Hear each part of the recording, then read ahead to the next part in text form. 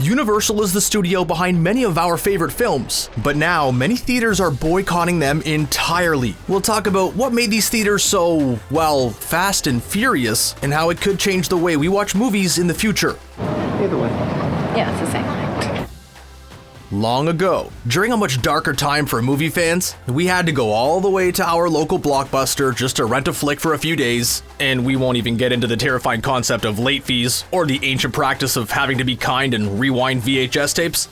God, that movie stunk! The point is, the ways in which we consume media have changed a lot over the years, and Universal Pictures is making another huge change right now. The problem is that a lot of movie theaters aren't happy about it. Thanks to the pandemic closing down many movie theaters, Universal decided to make a bold move regarding the release of their film Trolls World Tour. Instead of waiting for theaters to reopen, they decided to release the Trolls sequel on demand. Since April 10th, it's been viewed almost 5 million times and brought the studio almost $100 million in digital renting fees alone. To put that into perspective, the original 2016 Trolls grossed $346.9 million worldwide. Not only has World Tour earned all of that cash in a couple of weeks, but the studio is keeping most of the profits. When a movie gets released to theaters in the traditional way, theaters and the studio split the profits 50-50. But by streaming the movie instead, the studio keeps about 80% of the profits on its $19.99 rental fee. That makes the worldwide gross of $346.9 million more like $173.45 million, and the $100 million Trolls World Tour more like $80 million. So basically, Trolls World Tour has earned money way quicker than the original film thanks to this new format. And now that Universal has tasted those sweet streaming profits, they're not going back. This ought to be good. Much to the dismay of many movie theaters who are livid, to say the least.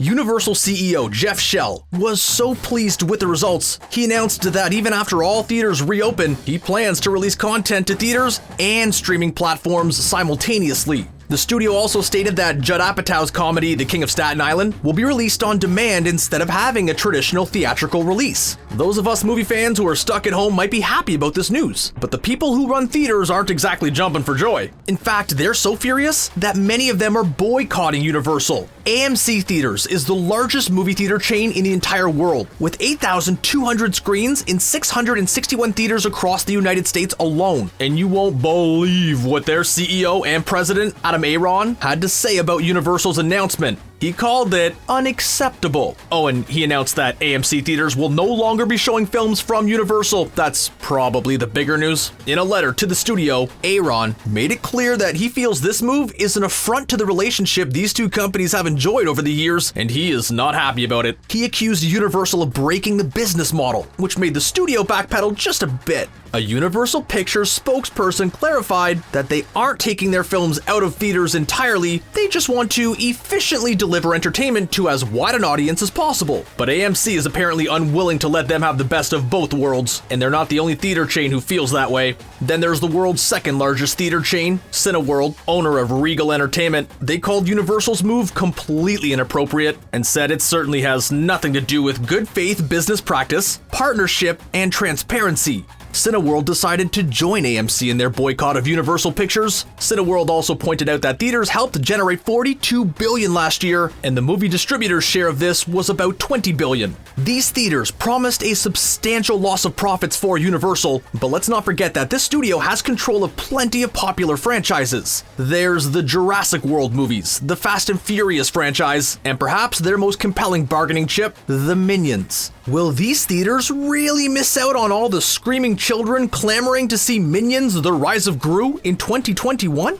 AMC and Cineworld aren't wrong that they help the studios earn money, and there are plenty other factors at play here. Many people are currently more willing to stream new movies on demand since there's not a whole lot else to do. Perhaps if Universal didn't have such a captive audience, they wouldn't have had such financial success with Trolls World Tour. In this case, losing out on their connection to two of the biggest theater chains could be a serious hit when cinemas reopen. But Universal does have some bargaining power too, since their movies get people to buy tickets and, more importantly, concessions. theaters like AMC make about 50% of their gross margin on ticket sales, but that's not their biggest money earner. Those large popcorns really add up, and AMCU earns an approximately 85.9% gross margin on all their concession sales. So if you've ever spent $10 on a ticket and $10 on a tub of popcorn, all that butter and salt netted the theater more money. Meaning that if movie fans can't see the Fast and Furious 9 at AMC, the theater is missing out on ticket money and considerable concession